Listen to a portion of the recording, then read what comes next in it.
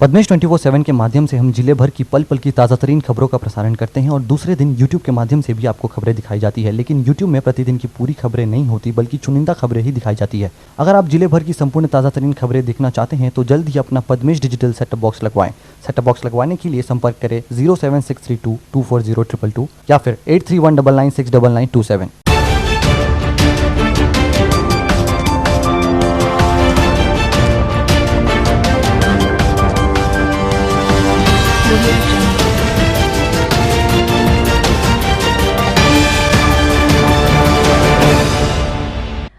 नमस्कार, पद्मेश 24/7 में आपका स्वागत है। मैं हूं अर्चना मिश्रा। आगे बढ़ने से पहले सबसे पहले एक नजर आज के हेडलाइंस पर।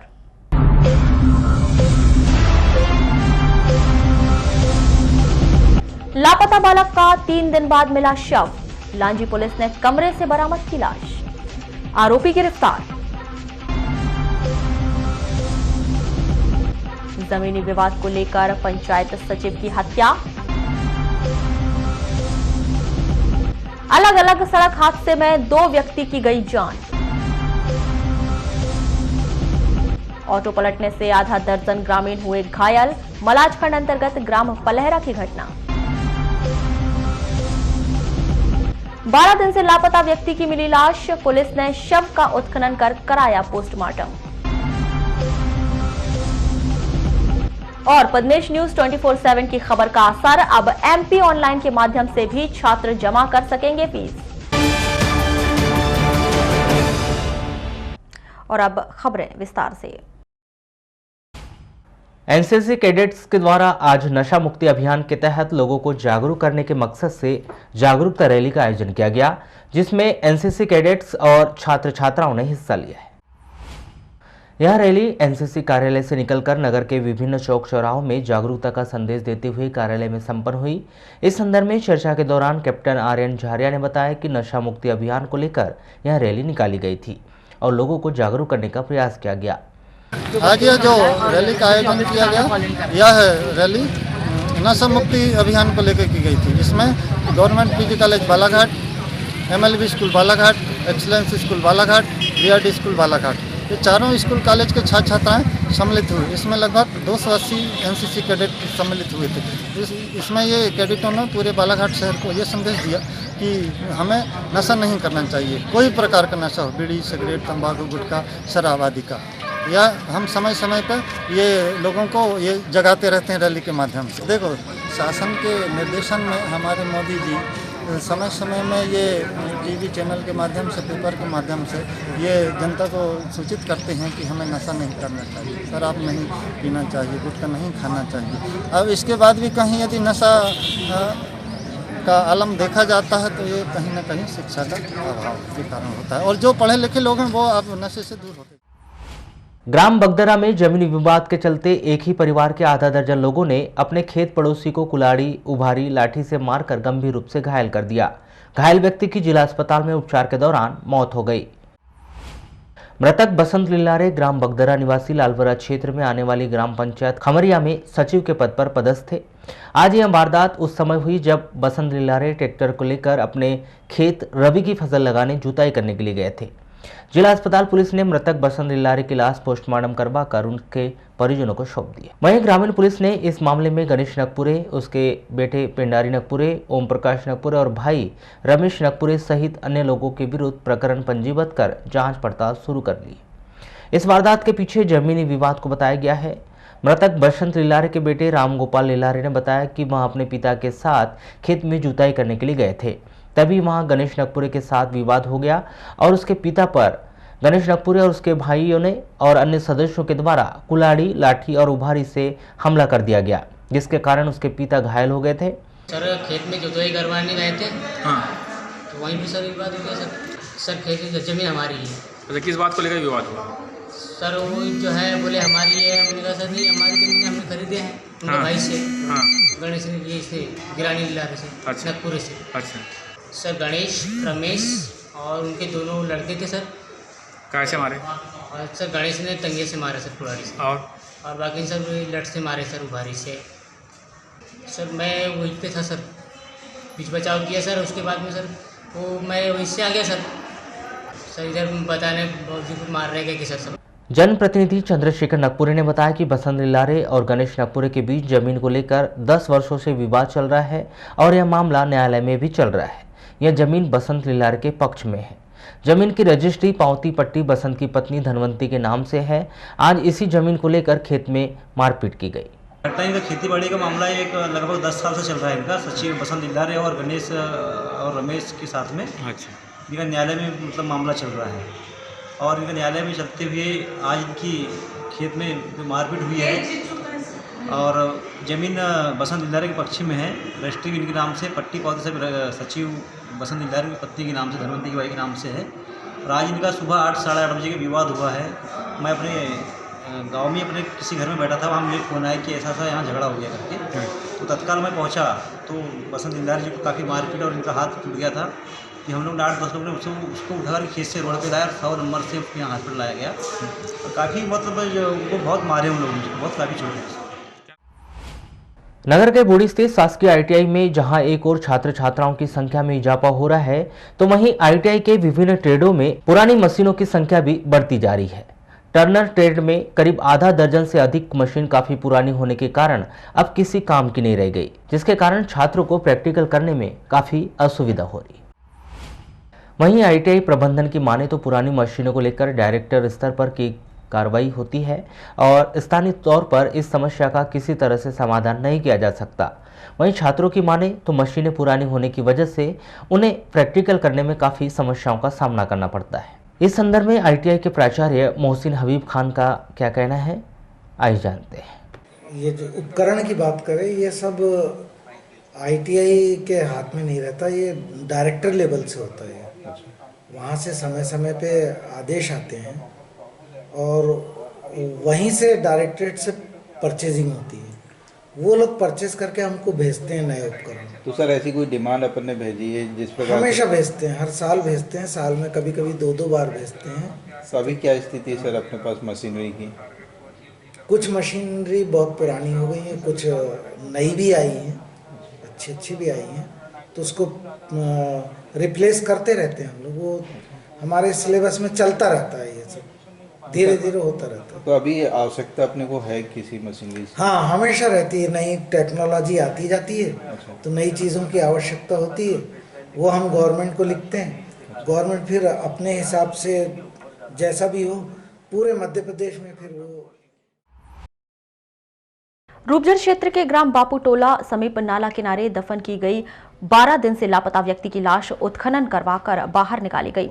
मृतक दर्शन सिंह कुमरे डोरा निवासी है, जिसकी हत्या करने के बाद उसकी लाश नाला किनारे दफन कर दी गई थी।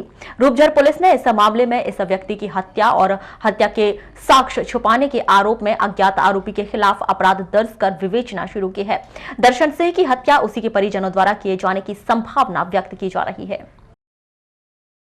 प्राप्त जानकारी के अनुसार रूपझर थाने के डोरा पुलिस चौकी क्षेत्र में आने वाले ग्राम बाबूटोला निवासी दर्शन सिंह कुमरे खेती मजदूरी करता था, जिसके परिवार में पत्नी और बेटा है। बताया गया है कि 28 जनवरी की शाम से दर्शन सिंह लापता था। परिजनों द्वारा लापता इस व्यक्ति की अपने स्तर पर तलाश नहीं की गई थी और न ही इस व्यक्ति के लापता होने के संबंध में कोई रिपोर्ट पुलिस थाने में दर्ज करवाई गई थी।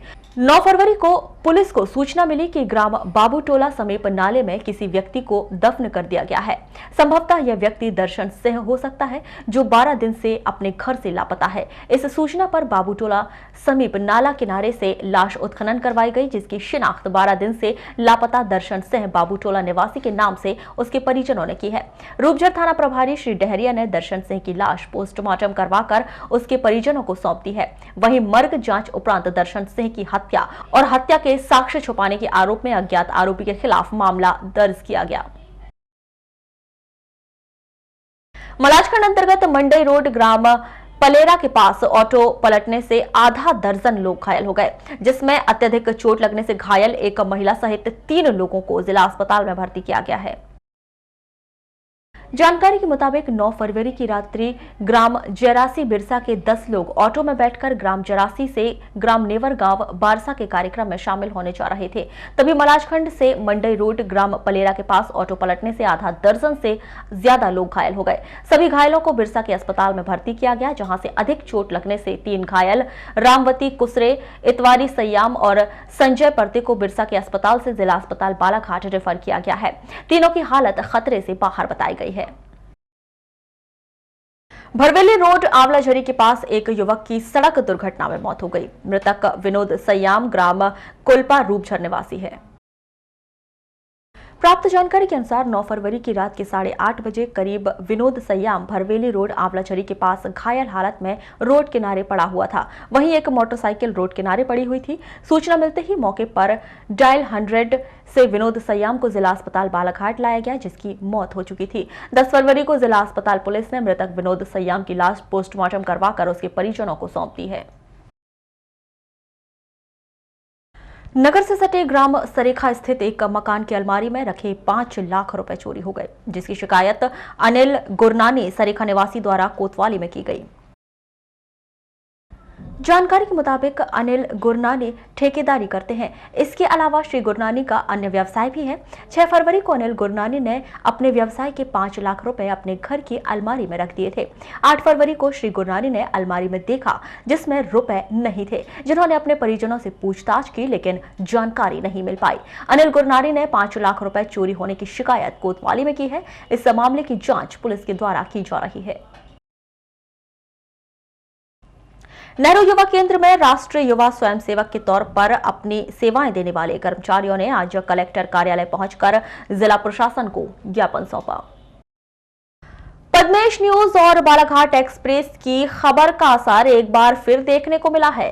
पद्मेश न्यूज द्वारा 6 फरवरी को कॉलेज में फीस जमा करने के लिए कर्मचारियों द्वारा एटीएम और पिन नंबर पूछे जाने की खबर प्रसारित की गई थी। वहीं 7 फरवरी को बालाघाट एक्सप्रेस अखबार में एटीएम की गोपनीयता भंग करने का समाचार प्रकाशित किया गया था, जिसका सीधा असर कॉलेज प्रबंधन की कार्यप्रणाली पर देखने को मिला है। जहां खबर का संज्ञान लेते हुए कॉलेज प्रबंधन ने एमपी ऑनलाइन के माध्यम से फीस जमा करने की व्यवस्था बना ली है। इसके लिए कॉलेज प्रबंधन द्वारा एमपी ऑनलाइन संचालकों को बुलाकर सॉफ्टवेयर अपलोड करने के लिए कहा है, जिसका कार्य लगभग पूरा हो गया है। बताया जा रहा है कि गुरुवार से कोई भी विद्यार्थी कॉलेज में स्वाइप मशीन के साथ साथ अब एमपी ऑनलाइन के माध्यम से भी अपनी फीस जमा कर सकता है। हालांकि अभी भी कॉलेज में पुरानी पद्धति से ही फीस जमा की जा रही है, लेकिन गुरुवार से एमपी ऑनलाइन के माध्यम से भी कॉलेज की फीस विद्यार्थी जमा कर सकेंगे, जिससे विद्यार्थियों को फीस जमा करने के लिए कॉलेज आने की जहमत नहीं उठानी पड़ेगी। वहीं एटीएम और पिन नंबर की गोपनीयता भी बनी रहेगी।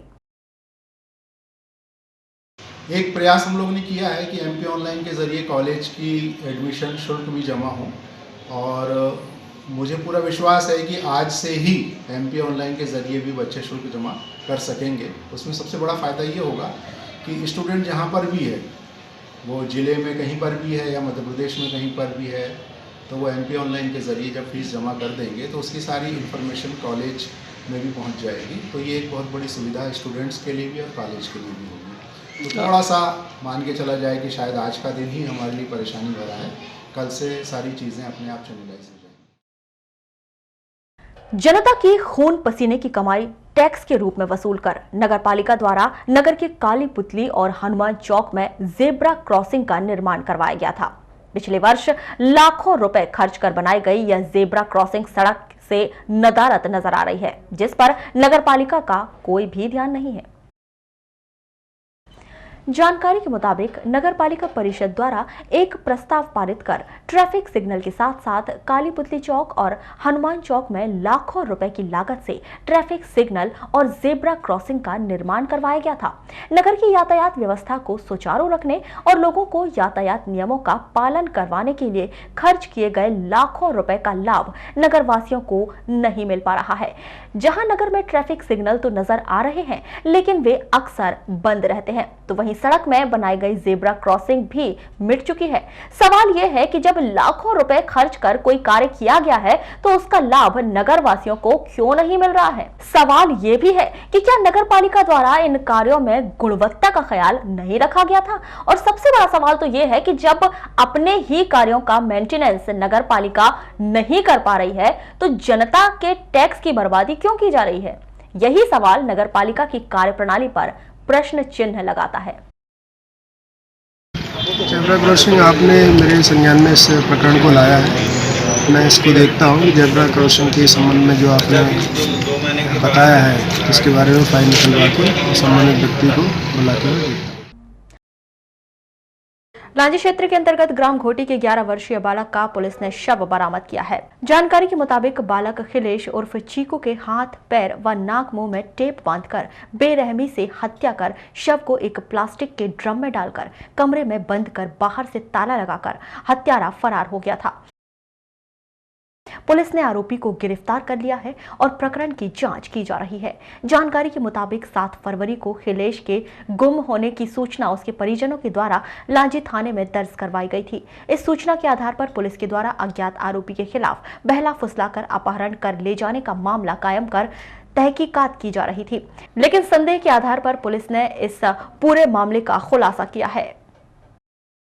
7 तारीख को रात में करीब 11 बजे के समथिंग थाने में रिपोर्ट आई कि खिलेश नामक जो बच्चा है 11 वर्ष 7 माह का, ये अपने घर से सुबह 10 बजे के लगभग निकला हुआ था, लेकिन रात में पहुंचा नहीं है। तो उनके परिजन जो भी हैं, माता जी उसके और भाई जो है लगातार शाम से उसकी तलाश कर रहे थे और लगभग 11 बजे के पुलिस थाने में उन्होंने आके रिपोर्ट भी करी। इसकी रिपोर्ट कायमी की गई थी इसकी 363 की, और पुलिस भी लगातार इसमें छानबीन कर रही थी।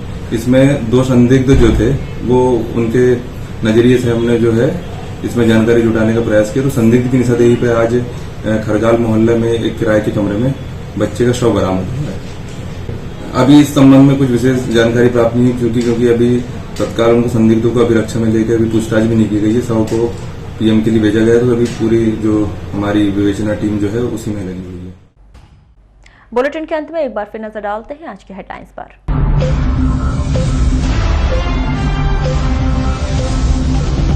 लापता बालक का 3 दिन बाद मिला शव। लांजी पुलिस ने कमरे से बरामद की लाश। आरोपी गिरफ्तार। जमीनी विवाद को लेकर पंचायत सचिव की हत्या।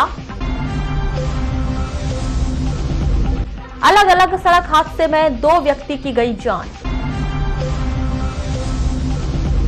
ऑटो पलटने से आधा दर्जन ग्रामीण हुए घायल। मलाजखंड अंतर्गत ग्राम पलहरा की घटना। 12 दिन से लापता व्यक्ति की मिली लाश। पुलिस ने शव का उत्खनन कर कराया पोस्टमार्टम। और पद्मेश न्यूज 24/7 की खबर का असर, अब एमपी ऑनलाइन के माध्यम से भी छात्र जमा कर सकेंगे फीस। तो ये थी अब तक की खास खबरें। अगले न्यूज बुलेटिन के साथ फिर मुलाकात होगी, तब तक के लिए नमस्कार।